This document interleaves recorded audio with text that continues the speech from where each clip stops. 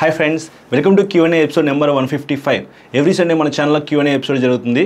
Last Sunday Q&A వీడియోలో ఏదైతే మీరు కామెంట్స్ చేశారో వాటిలో కొన్ని ఇంట్రెస్టింగ్ కామెంట్స్ని పిక్ చేసి ఈ వీడియో అయితే రికార్డ్ చేస్తూ ఉన్నాను. కామెంట్స్ చూసే ముందు అందరికీ శ్రీరామనవమి శుభాకాంక్షలు. మా ఇంట్లో ఇప్పుడే పూజ అయిపోయింది, వడపప్పు పానకం ఇస్తే తాగేసి వచ్చి ఈ వీడియో అయితే రికార్డ్ చేస్తాను. అందుకే కొంచెం లేట్ అయింది.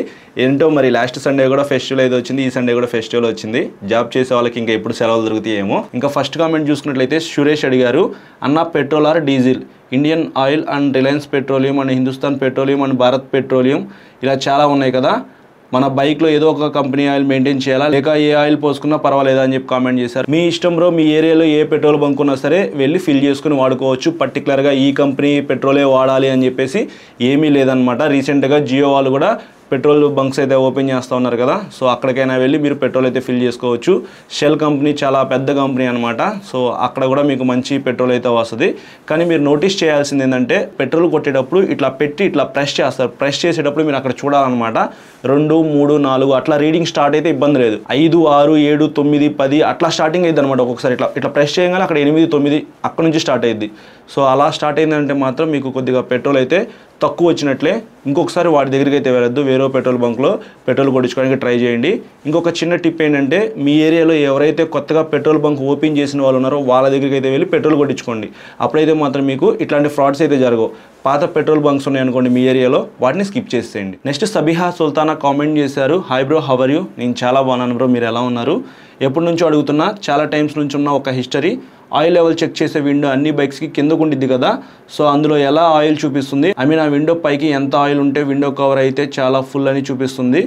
బ్రో సింపుల్గా చెప్పాలంటే, మీరు ఆయిల్ ఫిల్ చేసుకుంటారు కదా, అంటే ఇంజిన్ ఆయిల్ పోసుకుంటారు కదా, ఇంజిన్ ఆయిల్ పోసుకునేటప్పుడు మాత్రం మీకు ఆ క్యాప్ ఓపెన్ చేసేటప్పుడే మీకు లెవెల్ చూపిస్తుంది అనమాట. సో మీరు కరెక్ట్గా పోసుకున్నారా లేదనేది అక్కడ లెవెల్ దగ్గర చూసుకోవచ్చు. లాంగ్ రైడ్ వెళ్ళే వాళ్ళు ఉంటారు కదా, వాళ్ళకి ఇంజిన్ ఆయిల్ అనేది తగ్గిందా లేదనేది చెక్ చేసుకోవడానికి ఇంజిన్ దగ్గర మనకి కింద ఒక చిన్న గ్లాస్ అయితే ఇస్తారనమాట. అక్కడ ఆయిల్ లెవెల్ చెక్ చేసుకోవచ్చు. సో మనం లాంగ్ రైడ్ కంటిన్యూగా వెళ్తున్నాం అనుకోండి, ఇంజిన్ ఆయిల్ బాగా పల్స్ పడిపోయిందా లేకపోతే హార్డ్గా ఉందా అనేది మనకి ఆయిల్ లెవెల్ దగ్గర చూపిస్తుంది అనమాట. అక్కడ 2 గీతలు అయితే ఉంటాయి. కింద గీత కన్నా తక్కువ ఉంటే ఇంజిన్ ఆయిల్ తగ్గినట్టు, పైకి ఉంటే మాత్రం ఎక్కువ పోసుకున్నట్టు అనమాట. సో మనం అయితే ఎక్కువ ఏం పోయాము, కరెక్ట్గానే చూసుకుని పోస్తాం కాబట్టి ఇబ్బంది అయితే ఏం లేదు. తగ్గితేనే మనం చెక్ చేసుకోవడానికి మనకి ఆయిల్ లెవెల్ అయితే ఇస్తారు. నెక్స్ట్ శ్రీ వెంకటేష్ అయితే కామెంట్ చేశారు, 35 years ఓల్డ్ ఫ్యామిలీ మ్యాన్కి ఏ ఎన్ఫీల్డ్ తీసుకోవాలి, బుల్లెట్ ఆర్ క్లాసిక్ 350? క్లాసిక్ 350లో 2 బ్లేడ్ టైర్స్ ఉన్నాయనే ఒక పాజిటివ్ నా మైండ్లో ఉంది అని చెప్పేసి, మీకు 2 బ్లేడ్ టైర్స్ కావాలి, ఎల్ఐ వీల్స్ కావాలి అని అనుకుంటే అప్పుడు మీరు క్లాసిక్ 350 కొనుక్కోవచ్చు. Simple bro. లేదనుకుంటే మాత్రం నేను మీకు బుల్లెట్ 350 సజెస్ట్ చేస్తాను. అదైతే ఎవర్ గ్రీన్ డిజైన్, రెట్రో స్టైల్లో చూస్తానికి చాలా బాగుంటుంది. 35 years వాళ్ళకి స్పోక్ వీల్సే లుక్ ఎక్కువ ఉండిద్ది అనమాట. వాళ్ళకి పర్ఫెక్ట్గా సెట్ అయ్యే వెహికల్ స్పోక్ వీల్స్. సో మీ ఇష్టం, మనీ మీవి, మీకు ఏది నచ్చితే అది కొనుక్కోవచ్చు. రెండింటిలో కూడా సేమ్ ఇంజిన్ అయితే ఉండిద్ది, రెండింటిలో కూడా పెర్ఫార్మెన్స్ అయితే సేమ్ ఉండిద్ది అనమాట. నెక్స్ట్ షణ్ముఖం అయితే కామెంట్ చేశారు, అన్న టెలిస్కోపిక్ ఫోర్క్కి యూఎస్డి ఫోర్క్స్కి డిఫరెన్స్ చెప్పన్నా, ఏది బెస్టో కూడా చెప్పన్నా అని చెప్పేసి. బ్రో టెలిస్కోపిక్ సస్పెన్షన్ కన్నా మీకు అప్సైడ్ డౌన్ సస్పెన్షన్ చాలా బెటర్ పెర్ఫార్మెన్స్ అయితే ఉండిద్ది.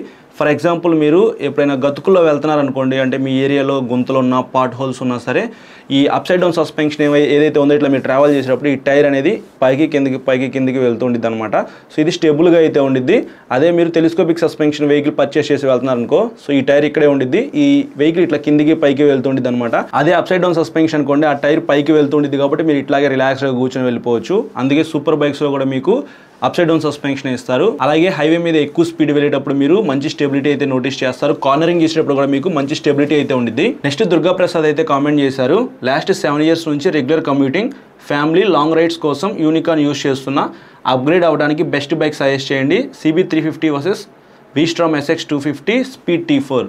బ్రో V-Strom SX 250 ఏదైతే ఉందో అది అడ్వెంచర్ వెహికల్ అనమాట. సో అది ఫ్యామిలీకి అంతగా సెట్ అవ్వదు. మీరు లాంగ్ రైడ్స్ వెళ్ళడానికి, సింగిల్గా వెళ్ళడానికి బాగుండిద్ది. నేనైతే అది మీకు సజెస్ట్ చేస్తాను. బట్ మీరు ఫ్యామిలీ కోసం కూడా అడిగారు కాబట్టి CB350 కొంచెం వెయిట్ అయితే ఉండిద్ది, ఫ్యామిలీకి సెట్ అయ్యిద్ది. కానీ CB350తో కంపేర్ చేసుకుంటే కమ్యూటర్ పర్పస్గా కూడా మీరు ఉపయోగించుకోవచ్చు స్పీడ్ T4 అయితే.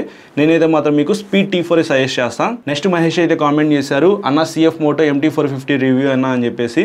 మహేషే కాదు, చాలామంది కామెంట్స్ చేస్తూ ఉన్నారు ఆ వెహికల్ మీద రివ్యూ చేయమని చెప్పేసి. పర్సనల్గా నాకు అడ్వెంచర్ వెహికల్స్ ఇష్టం అని చెప్పి మీ అందరికీ తెలిసిందే కదా. సో ఆ డిజైన్ నాకు బాగా నచ్చింది బ్రో. హెడ్లైట్ డిజైన్ బాగుంది, అలాగే మీకు వైడ్ హ్యాండిల్ బార్ కొద్దిగా అప్ సైడ్ అయితే ఉంది, సస్పెన్షన్ బాగుంది, అప్సైడ్ డౌన్ సస్పెన్షన్ అయితే ఇచ్చారు. అలాగే మీకు ఫ్రంట్ 21 inches వీల్స్ అయితే ఉన్నాయి. ఇంకా నాకు బాగా నచ్చింది ఏంటంటే ఎలాయ్ వీల్స్ ఇవ్వకుండా స్పోక్ వీల్స్ ఇచ్చారు. స్పోక్ వీల్స్తో పాటు మీకు ట్యూబ్లెస్ టైర్స్ ఇచ్చారు. అది నెక్స్ట్ లెవెల్. ఇంకా ప్లస్ పాయింట్ ఏంటంటే ఇంజిన్లో కూడా మీకు 2 సిలిండర్స్ అయితే ఉంటాయి. ఇది నాకు తెలిసి 6 lakhs నుంచి 7 lakhs మధ్యలో ప్రైస్ ఉండొచ్చు అని అనుకుంటున్నాను. 7 lakhs లోపే ప్రైస్ తీసుకొస్తే మాత్రం మన ఇండియాలో ఖచ్చితంగా మంచి సేల్స్ అయితే నోటీస్ చేసింది ఇది. నెక్స్ట్ లక్ష్మణ్ అయితే కామెంట్ చేశారు, బ్రో నాకు 2 small kids, ఫ్యామిలీతో ఎప్పుడో ఒకసారి అరౌండ్ 25 kilometers షార్ట్ రైడ్కి వెళ్తాను. జాబ్ పర్పస్ డైలీ 30 kilometers డ్రైవ్కి మంచి సస్పెన్షన్ అండ్ సేఫ్టీ ఫీచర్స్ ఉన్న ఒక బైక్ సజెస్ట్ చేయండి. 80 km/h స్పీడ్ కంటే ఎక్కువ అస్సలు వెళ్ళను. ప్రజెంట్ స్కూటీ వాడుతాను, అప్పుడప్పుడు బ్యాక్ పెయిన్ వస్తుంది. లాంగ్ రైడ్స్కి కార్ యూస్ చేస్తున్నాను అని చెప్పేసి. బ్రో నేనైతే మీకు హోండా షైన్ SP125 అయితే సజెస్ట్ చేస్తాను. అందులో సింగిల్ లాంగ్ సీట్ అయితే ఉంది కాబట్టి ఫ్యామిలీకి సెట్ అయ్యింది. మీరు 80 కన్నా ఎక్కువ స్పీడ్ వెళ్ళని అంటున్నారు కాబట్టి ఆ వెహికల్ అయితే పర్ఫెక్ట్గా సెట్ అయ్యింది. మంచి మైలేజ్ అయితే ఇస్తుంది. మీకు ఫ్రంట్ LED హెడ్లైట్ అయితే ఇచ్చారు. TFT కలర్ కన్సోల్కి అప్గ్రేడ్ చేసి తీసుకొచ్చారనమాట 2025లో. మీరైతే ఆ వెహికల్ ట్రై చేయొచ్చు. 125cc సెగ్మెంట్ మీకు పర్ఫెక్ట్గా సెట్ అయ్యింది. లేదు నాకు కొంచెం హై ఎండ్ సీసీ వెహికల్ కావాలి అనుకుంటే 150cc మీరు పల్సర్ N150 కానీ N160 సింగిల్ సీట్ కానీ అట్లాంటి వెహికల్స్ అయితే ట్రై చేయండి. నెక్స్ట్ 2 wheelers అయితే కామెంట్ చేశారు, ఆల్ అడ్వెంచర్ బైక్స్ పై ఒక వీడియో చేయన్నా అని చెప్పేసి. ఈ మధ్య చాలా మంది అడ్వెంచర్ వెహికల్స్ అయితే పర్చేస్ చేస్తూ ఉన్నారు. చాలా మంది అయితే అడుగుతూ ఉన్నారు అనమాట. ఇందాక మీరు చూసారు కదా MT450, అలాగే Xpulse 210, హిమాలయన్ కొనుక్కోవాలా లేకపోతే V-Strom SX250 కొనుక్కోవాలా అని చెప్పేసి ఎవరికి నచ్చినట్టుగా వాళ్ళు కామెంట్స్ అయితే చేస్తూ ఉన్నారు. అడ్వెంచర్ వెహికల్స్ అయితే మన ఇండియాలో ప్రజెంట్ హాట్ టాపిక్ అయితే అయిపోయింది. ఈ టాపిక్ మీద ఒక వీడియో రికార్డ్ చేస్తాను. అసలు అడ్వెంచర్ వెహికల్స్ అయితే ఏమేమి ఉన్నాయి, వాటి ప్రైజెస్ ఏంటి, వాటి స్పెసిఫికేషన్స్ ఏంటి, మీ బడ్జెట్ ప్రకారంగా ఏది కొనుక్కుంటే best value for money vehicle అవుతుంది అనే దాని గురించి డెడికేటెడ్గా ఒక వీడియో రికార్డ్ చేస్తా, దాంట్లో మాట్లాడుకుందాం. నెక్స్ట్ 3S అయితే కామెంట్ చేశారు, స్క్రామ్ 440 రివ్యూ చేస్తా అన్నారు కదా, ప్లీజ్ డూ ఇట్ అని చెప్పేసి. ఆల్రెడీ డెడికేటెడ్గా ఒక వీడియో రికార్డ్ చేసి అప్లోడ్ చేశాను. స్పెసిఫికేషన్స్ ఏంటి, ఆ వెహికల్ పెట్టిన ప్రైస్కి కొనాలా వద్దా, అంటే వాల్యూ ఫర్ మనీ వెహికలా కాదా అనే దాని గురించి నా ఒపీనియన్స్ ఆ వీడియోలో డిస్కస్ చేశాను. నేనేమి డెడికేటెడ్గా ఆ వీడియో రైడ్ చేయలేదు బ్రో. కుదిరితే ఖచ్చితంగా నేను స్క్రామ్ 440 మీద వీడియో చేస్తాను. బట్ ఇప్పుడైతే మాత్రం మీరు ఆ వీడియో చూడండి. మీరు ఆ వెహికల్ కొనుక్కోవాలనుకుంటే ఖచ్చితంగా ఆ వీడియో హెల్ప్ అయింది. ఫైనల్ కామెంట్ చూసుకున్నట్లయితే నారాయణ అడిగారు, అన్న బైక్ మీద డస్ట్ పడినప్పుడు స్క్రాచెస్ పడకుండా దేంతో క్లీన్ చేసుకోవాలి, స్క్రాచెస్ పడకుండా వెహికల్ ఎలా క్లీన్ చేసుకోవాలి అనే దాని గురించి మాట్లాడుకున్నట్లయితే, మీ ఇంట్లో మోటార్ ఉందనుకోండి, హ్యాపీగా మోటార్ ఆన్ చేసి పైప్తో వెహికల్ అంతా కడగండి. లేకపోతే పంపులో నీళ్లు కొట్టుకొని వచ్చి వెహికల్ ఫస్ట్ క్లీన్ చేసుకోండి. ఆ డస్ట్ మొత్తం పోయేదాకా క్లీన్ చేసుకున్న తర్వాత మైక్రోఫైబర్ క్లాత్ అయితే ఉండేది కదా, సో ఆ క్లాత్ తీసుకొని నీట్గా క్లీన్ చేసుకోండి. అప్పుడే మీకు డస్ట్ అయితే పోయిద్ది. లేకపోతే సింపుల్గా వాటర్ వాష్ దగ్గరికి తీసుకెళ్ళి వాళ్ళకి ఇవ్వండి, వాళ్ళైతే నీట్గా క్లీన్ చేస్తారు. అంతేగాని వాటర్తో క్లీన్ చేయకుండా మీ దగ్గర ఉన్న క్లాత్ తీసుకొని ఇట్లా అన్నా ఇట్లా ఇదిలిచ్చినా సరే లైట్గా గీతలు అయితే పడతాయి. ఈ కామెంట్ చదివేటప్పుడు నా KTM వెహికల్ అయితే గుర్తొచ్చింది. నేను కూడా ఆ వెహికల్ ఎక్కువగా పట్టించుకోను, ఆ పక్కన పెట్టేసేసాను అనమాట. మార్నింగ్ బ్రష్ చేసేటప్పుడు చూస్తాను, ఫుల్గా డస్ట్ అయితే ఉంది.